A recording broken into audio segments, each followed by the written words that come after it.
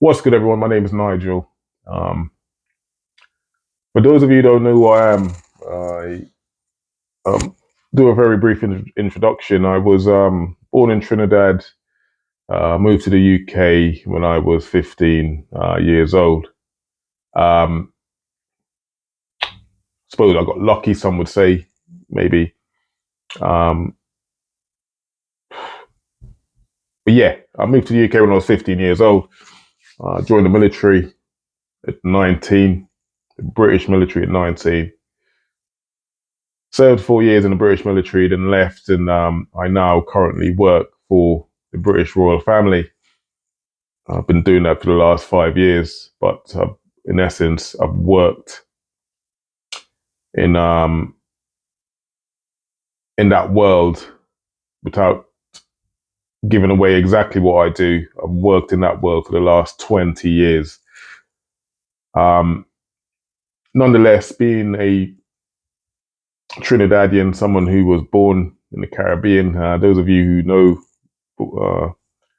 Buenos Aires, or Buenos Aires, like we say in Trinidad. Puerto Grande is where I was born. Um, or well, I think I was born in San Fernando or Point Fortin. Mom would probably tell you tell you I think it was San Fernando or Point Fortin, one or the other. But anyway, I grew up for the most part in South Trinidad until I moved to the UK, where I've been living for the last 30 years approximately. Um, but my heart's always been in Trinidad. It's always remained there. And I've always one day intended to return. But when you look at the what's happening in Trinidad, sometimes it's quite depressing. As we know now, there's currently a state of emergency, and that's because of the incredible high crime rate in Trinidad, so high that the British government has asked that British national take precaution in traveling to Trinidad. So essentially, they're telling their citizens not to travel to Trinidad because of the crime rate and the current state of emergency, and that's quite common. I always remember when the English cricket team went to Trinidad, they were told to stay in their hotel and not to travel. That's pretty bad for Trinidad. So yeah, it's in any way, shape, or form you look at it, that's it's quite depressing for a beautiful island like Trinidad, you know. But anyway, um, I wanted to talk to you a little bit about why Trinidad is where it is, what needs to be done to change the current situation, how I intend to give you guys as much information as I can on how we can form. Uh, Essentially, I can't do this without you guys, and if you could build enough of a following, then we could hold people to account and get some change, or make some change, or force some change to happen. Because believe you me, change does need to happen in Trinidad. It's it's it, it's probably the worst I've known it when you have a murder rate of, I believe, over 600 people in 1 year of an island that's about 1.2 million in numbers. That's pretty bad, and that does not need to happen. There's a lack of respect for life and everything else now in Trinidad. That I it's incredible to me looking from the outside in currently, and it breaks my heart every day. And as much as I am a religious, I believe in God, and I believe I also believe that you cannot. We need action, right? Prayer without action means nothing. So as much as we pray for a better Trinidad, we need to take action as well. And without the action of us, the citizen, which I still remain to this day, um, then nothing changes. And what I would say that firstly, if you look at the Trinidad economy, it's massively reliant on oil and gas, right? If you don't know, Trinidad's economy is massively reliant on oil and gas. So it's not a diverse economy. So if the oil and gas, natural gas that Trinidad exports is affected, then the economy is affected. Whereas as opposed to say somewhere like the UK or America, they have a much more diverse economy. It's not just oil and gas. Britain doesn't have much oil and gas anyway, but they rely on other things. So they've got gold, a lot of which probably was stolen from African countries and whatnot. But there were, small businesses. You go to America, there are countless businesses over there, from your Amazons to your big brands like your Nikes to Apple. So you name it, they're all American based. And of course, most of the billionaires and millionaires of this world are in the West or in America or in Europe, because they have a diverse economy. They're not solely reliable on oil and gas. Um, so many communities outside the oil and gas industries, if you're not in that industry, then you're kind of underserved, right? And it's not great if you're not in that world. If you don't work for the oil and gas sector, then you're suffering. And then you then look at government inefficiency and corruption and everything else that plays into that, and the mismanagement of resources and allegation of favoritism, and all of that erodes the trust of the public, right? How many times do you hear stuff about favoritism and government favoring this one and that one over this one, and it doesn't make um, it breaks the trust of the public, essentially. So all resources that should be put into social programs and developing the economy gets stolen, essentially, by politicians. And this then leads on to what we see now. You have a high crime and social inequality in Trinidad at a rate that's always escalating.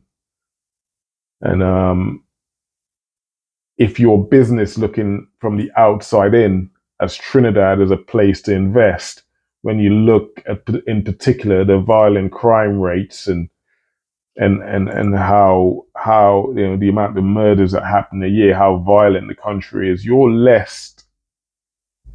are now less inclined to invest in that economy, invest in that country. You're deterred from doing that.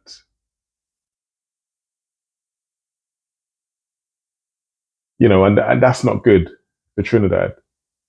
If you're not getting investment from people who are wanting to put their money into the country, and generate wealth in the country. Instead, all we do is export things out of the country to foreign nationals and foreign millionaires and billionaires, constantly sucking the country dry. So nothing remains in the country, rather than stuff being taken out of the country. You can see why Trinidad ends up in the state that it currently is. Um, so high crime in Trinidad increases the cost of doing businesses. It creates a cycle of poverty in the more marginalized communities.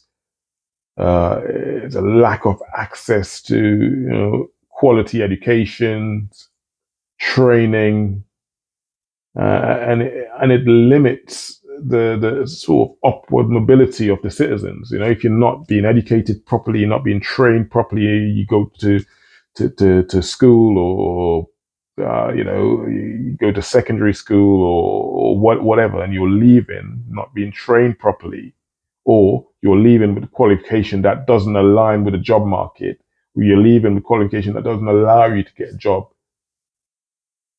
then you suffer, the economy suffers, and then that also leads on to people thinking, well, I haven't got anything to lose. I can't find a job. So what's my alternative? Crime, right? And I know that's quite simplistic in the way I've explained it, but essentially that's what it is.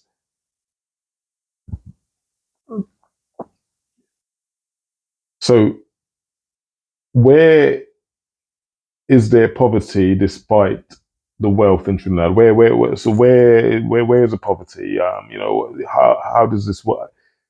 Essentially, going back to what I said about the significant GDP per capita in Trinidad due to the energy sector, which I said is oil and gas, the wealth is not evenly distributed in Trinidad, right? The wealth in Trinidad is not evenly distributed.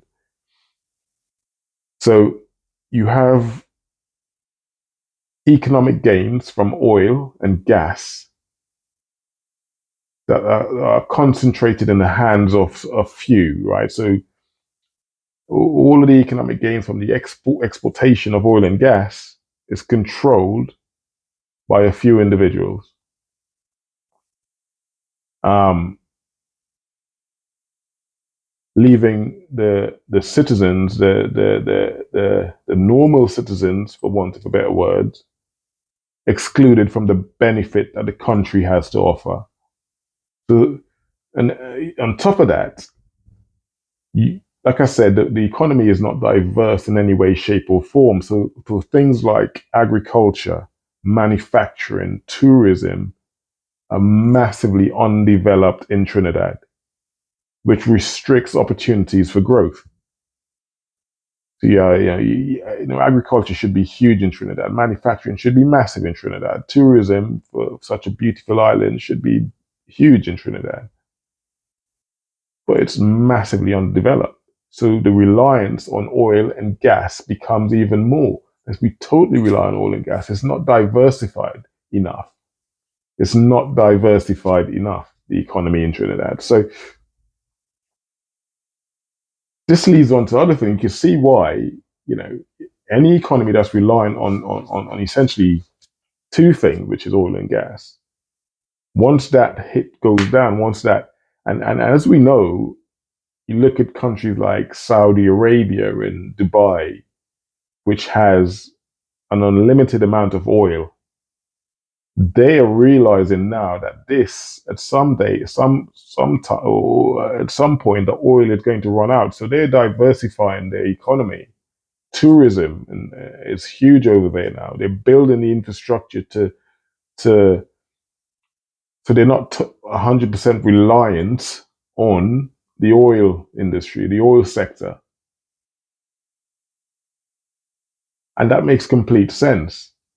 So that's one of the things that needs to change. Small businesses, entrepreneurs, like I said, the agriculture industry and the manufacturing industry really needs an injection of cash or an injection of ideas, better training, etc. for people to. You need a more diverse economy. We cannot stay reliant on oil and gas.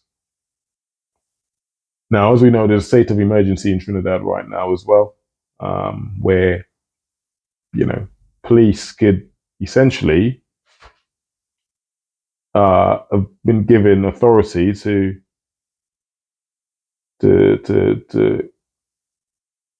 go into your house without a warrant and search for anything that's criminal, right? Now, the skeptic in me says this is happening because, make sure I'm still recording. This is happening because the government realizes there's an election in a few months' time, so they have to be seen as doing something before the election to get themselves voted back in. Now, this this is a skeptic in me that suggests this is what's happening, right? Um, Whether it's going to work, we've done it before. Has it worked? No, it hasn't really worked. Um, and yes, it may catch a few bad people here and there, of course, but is that going to fix the core issue that Trinidad faces with crime. I don't think it is. It's a temporary fix. It's a temporary fix. It's not a long-term fix. Doing these things are not long-term. They're not, in order to fix the situation in Trinidad, it starts with investing in the youngsters, investing in the youths in Trinidad, investing in infrastructure, small businesses, etc., etc. You have to give these kids an alternative to crime. So if you, like I said before, if you're going to school and you're going to college and you're leaving college with an education of some sort, and you're realizing then that you cannot get a job once you leave, then the likelihood is that you revert to crime. Anywhere there is poverty in the world, not just Trinidad, it's not just unique to Trinidad. Where there's poverty, there's crime. There's a direct correlation between poverty and crime. So you cannot police your way out of an issue like this, which is what the state of emergency is attempting to do, attempting to police their way out of a situation where crime is so astronomically high. There is no evidence to say that works long term. In the short term, it looks good that the government's actually trying to do something about this, but long term, we have to put things in place, infrastructure in place to try and get change these things. So, education, proper training, investing in small businesses. Small businesses are the core of every economy. Even in the UK, small businesses are at the core of every economy. And in that way, you create small businesses where the money stays within the confines of the area, the country, rather than being exported out of the country. The money stays in the country. So instead of buying stuff from abroad, we have the stuff we need in our country, in Trinidad. And that means that the wealth stays within the country. That's how this primarily how a country retains its wealth. So if we are buying or bringing in more into the country, importing more into the country than we are exporting, then the country is by default weaker, less affluent, poorer, essentially. We need to be manufacturing or creating or exporting more than we're bringing in. If we're creating stuff in Trinidad that's potentially being exported to other Caribbean islands or to Europe or to America, which they're paying us for what we have, then potentially the country will be richer. It's no dissimilar to small businesses in Trinidad, creating small businesses in Trinidad, whereas the wealth stays within the country. So the idea that tougher sentencing or tougher policing or tougher this or tougher that, or Gary Griffin's going to change the crime figure. It may change temporarily. He may do things that was going to make temporary change, but long term, it's not a good strategy. There's no research, whether it be in Trinidad, the UK, America, Europe, Africa, Asia, that shows that there is a correlation between harsher policing, harsher sentencing, and a reduction in crime. You only have to look at America as the best example of that, where they still have the death penalty in America, yet the crime rate in America is astronomical. Now, you explain that.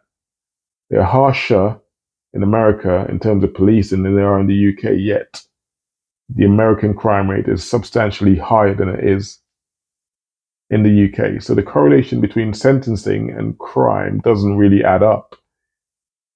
If a man or woman or whoever it is desperate, if they're a drug addict, if they're hungry, if they are desperate, if they're poor, no amount of policing is going to stop them from trying to achieve what they're trying to achieve, by any means necessary. And in order to do that, we have to address the issue of poverty. We have to address the issue of poverty. So tougher sentencing and state of emergency and all this stuff, yes, those temporary measures could have a short-term effect, yes, to trigger the start of, but there has to be an end goal.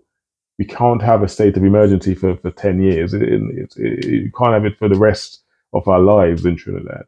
It's not going to work. So the government knows what they need to do. Trinidad is rich enough for the government to do it, but where is the money going? Where is the money in Trinidad going? Where is it being? Where's the rich are getting richer and the poor are getting poorer, right? Where's the money in Trinidad going to? Where's the money being exported to? Where does the money being taken out of the country? Where is it going to?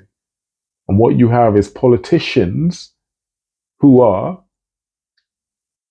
as corrupt as you like, as corrupt as you like. So it doesn't matter what party comes into power now, whether it be the UNC that comes into power next, nothing is going to change. Don't be fooled by the idea that bringing in another party is going to change what's happening in Trinidad. These people, and a lot of them, unfortunately, as politicians, for most of them, I would say every single one of them, I'm sure there are some good ones out there and you know who they are. But for the most part, these people are there to make as much money as they can and leave. And however that money comes in, that's what they would do. So they're in the pockets of the millionaires. They're in the pockets of the billionaires.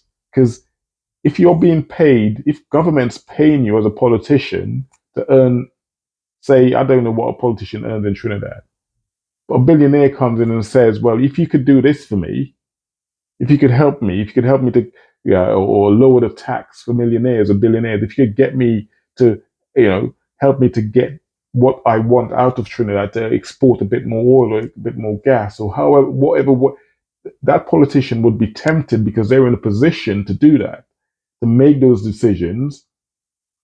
So for the most part, you'd find that the politicians are in the pockets of the millionaires and billionaires. They're in the pockets of the millionaires and billionaires, and that doesn't bode well for Trinidad. And that's not just unique to Trinidad. So that's in the UK as well. So these are the issues that needs to be addressed. The richer are getting richer, and the poorer are getting poorer, and that's by design, right? The media are lying to you. The politicians are in the pockets of billionaires. They're being paid off. They're not being paid enough by central government. If the government's not paying a politician enough, he's likely or she's likely to be easily corrupted by a millionaire and billionaires. So these are the things that needs to be addressed. There's more than enough wealth in Trinidad for everyone to live a decent life and to reduce the crime rate in Trinidad is related to the poverty in Trinidad, right? Crime rate is related to poverty. Anywhere in the world where there is poverty, there is crime. There's a direct correlation between poverty and crime. There is no denying that, right? So until that's addressed, and like I said, no state of emergency is going to address that. That's a temporary measure. That's a temporary fix for a long-term problem. This has been going on for years. This has been going on for years, and it's only been getting worse, right? With the introduction, you see some fascinating weapons rolling up on the shores of Trinidad, AR-15s, and that's coming straight from America, I imagine. Drugs as well is easily accessible. You have a cocktail of poverty, drugs, and guns, and that's lethal. That's lethal, and that needs to be addressed. So, like I said, it's long term solutions to address what's happening now. I mean, the temporary measures being taken now is not going to fix anything long term.